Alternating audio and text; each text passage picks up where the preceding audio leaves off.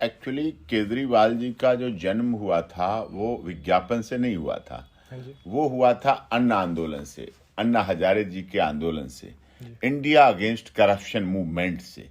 Party तो बाद में बनी, पहले ये राजनीति करने नहीं आए थे हम लोग। इंडिया अगेंस्ट करप्शन का मैं भी फाउंडर में सदस्यों में था।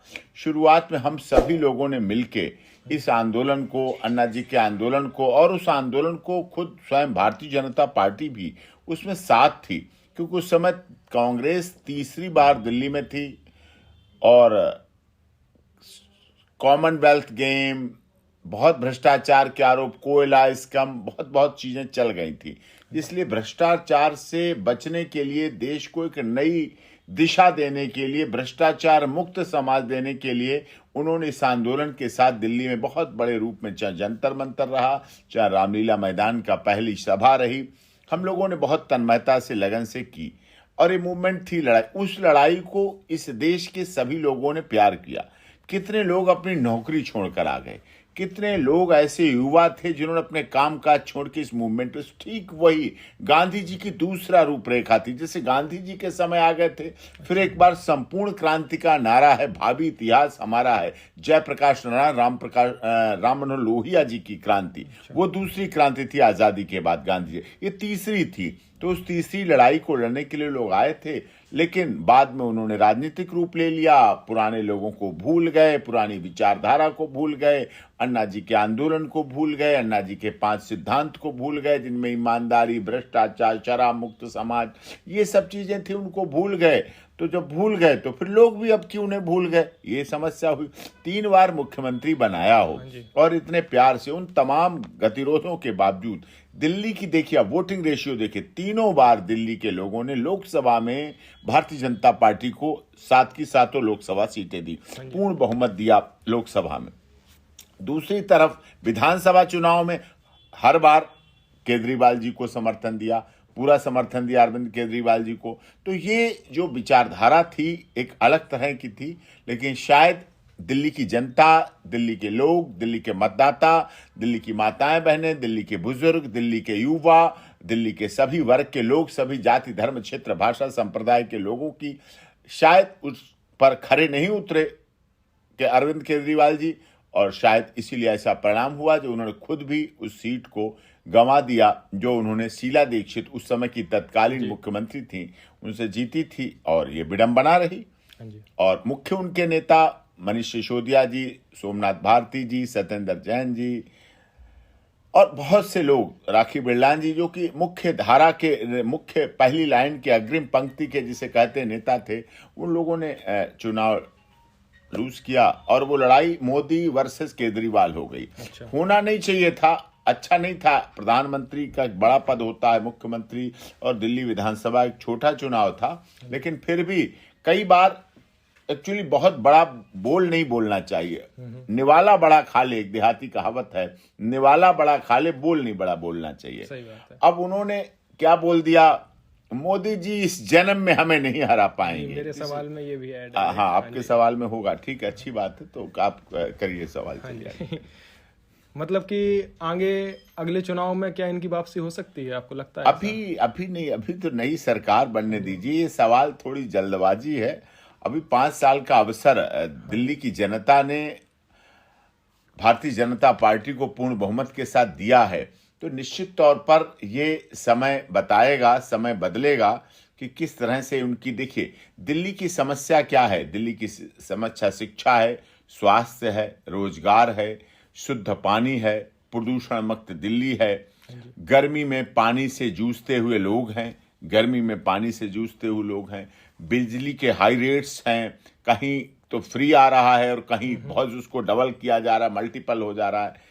प्रदूषित यमुना इतनी मैली कभी नहीं, इतनी यमुना की समस्या है, इंक्रोचमेंट की समस्या है, टूटी सड़कों की समस्या है, एमसीडी किस तरह से अच्छी तरह काम कर सके, ये समस्या है। कूड़े के बड़े बड़े पहाड़ दिल्ली में कई जगह स्थापित हैं, उनको हटाने की समस्या है। प्रदूषण बहुत बड़ी समस्या है दिल्ली की। यमुना तो प्रदूषित है ही, यमुना तो गंदी है ही, यमुना तो मैली है ही, यमुना तो यमराज की बहन है और उससे जुड़ी हुई बहुत कहानी है। लेकिन इसके बाद यमुना का स्तर बहुत, छठ पर्व क्या हम पूर्वांचल के लोगों को प्रॉपर छठ पर्व की पूजा के लिए उन्हें उपलब्ध करा पा रहे हैं सुविधा? महिलाओं की सुरक्षा व्यवस्था, अंधेरी दिल्ली, मतलब कई जगह कई ऐसे ब्लैक स्पॉट हैं जहां पर रोशनी नहीं है, प्रकाश नहीं पहुंच पा रहा है। ये चीजें हैं। भ्रष्टाचार का मुद्दा है, सरकारी कामों में अधिकता, ये सब चीजें, ये एडवोकेट्स की समस्याएं हैं, डॉक्टर्स की समस्याएं हैं। ये बहुत बड़ी समस्या है जिन समस्याओं से पिछली सरकार ने भी वादे किए थे लेकिन पूरी तरह सफलता नहीं पा पाए एक्चुअली। और मुख्य कारण ये भी रहा, उन पर भ्रष्टाचार से ही पैदा हुए थे, भ्रष्टाचार को हटाने के लिए पैदा हुए थे और भ्रष्टाचार के आरोप में ही जेल जाना पड़ा और इतना सब कुछ स्कैम हुआ। शराब हटाने के लिए आए थे, शराब के खिलाफ आए थे, एक के साथ एक शराब चली। दुनिया में कोई ऐसा देश नहीं है, देश दुनिया में जाता हूं, आप भी वरिष्ठ पत्रकार हैं, आपका भी चैनल बहुत अधिक देखा जाता है देश दुनिया में। तो ये एक बड़ी समस्या थी कि शराब एक के साथ एक फ्री मिली, ऐसा कहीं नहीं होता है। दूध एक के साथ एक फ्री मिलता, पेंसिल एक के साथ एक फ्री मिलती, कुछ भी और मिल सकता था उपयोगी चीजें, शराब एक के साथ एक फ्री मिली। ये लोगों को, महिलाओं को भी उचित नहीं लगा, महिलाओं में सुरक्षा का अभाव रहा और ये सब चीजें रही। कोरोना काल से लोग जूझ रहे थे और उनका शीश महल बन रहा था। लोगों को बाद में पता चला कि अरे ये तो बहुत बड़ी बात थी, यहाँ तो दिल्ली में मौतों का आडंबर लगा हुआ था, शमशान घाट के आगे लाशों के ढेर लगे हुए थे, अस्पताल से निकल के लोगों को गड्ढे खोद के लाशें दबाई जा रही थी और उधर शीश महल बन रहा था। ये लोगों को थोड़ा सा अच्छा नहीं लगा। और जो व्यक्ति ये कह के आया हो कि हम सरकारी आवास नहीं लेंगे, हम सरकारी सुरक्षा नहीं लेंगे, हम सरकारी गाड़ी का प्रयोग नहीं लेंगे, जो ये कहता था हम लोगों के सामने कि पता नहीं इस कुर्सी में क्या है, पता नहीं इस मुख्यमंत्री की कुर्सी में क्या है, जो भी इस कुर्सी पर बैठता है वही भ्रष्टाचारी हो जाता है, तो साहब अब फिर जनता ने कहा पता नहीं इस कुर्सी में क्या है, जो भी बैठा, चाहे भ्रष्टाचार मुक्त बनाने वाला बैठा, चाहे अरविंद केजरीवाल बैठा, चाहे अन्ना हजारे जी का परम प्रिय शिष्य बैठा, चाहे शिक्षा के क्षेत्र में कार्य करने वाले एक अच्छे वरिष्ठ पत्रकार मनीष सिसोदिया जी बैठे, चाहे एक अच्छी पत्रकार रही राखी बिरलान जी बैठी, चाहे एक अच्छे चार्टर्ड अकाउंटेंट रहे सत्येंद्र जैन जी बैठे, चाहे जो बैठे इनके में अच्छे एडवोकेट सोमनाथ भारती जी रहे, सब पर इस तरह के आरोप प्रत्यारोप लगे, वो उचित नहीं था, ठीक नहीं था। चलिए सर, अब मैं अपने अगले सवाल की तरफ बढ़ता हूँ। दिल्ली में कांग्रेस को फिर से 0 सीटें मिली हैं। पिछले 3 लोकसभा और 3 विधानसभा चुनाव में दिल्ली में एक भी सीट नहीं मिली। क्या एक नेता के तौर पर राहुल गांधी की विवेचना की जाएगी? अब वो 0 में भी तो हीरो होते हैं लोग, 0 में हीरो हैं, तो उसमें ऐसी कोई बात नहीं। देखिए, नेता प्रतिपक्ष तो है ही, जी। वक्त है, समय है, ऐसा कोई बड़ी बात नहीं है कि आज एक समय जो ग्राह दूसरे समय त्याज्य होता है। समय बहुत बलवान है, अभी हो सकता है उनका 0 हो फिर और हीरो हो जाए, अभी तो वो 0 के हीरो हैं। एक मीम्स बना था, पेट्रोल पंप पे आया, हमारे भी फोन पे आया कि पेट्रोल पंप पे राहुल गांधी जी यूनिफॉर्म पहने खड़े हैं भारत पेट्रोलियम की और कह रहे हैं देखो जीरो चेक कर लो, जीरो चेक कर लो, जीरो चेक कर लो।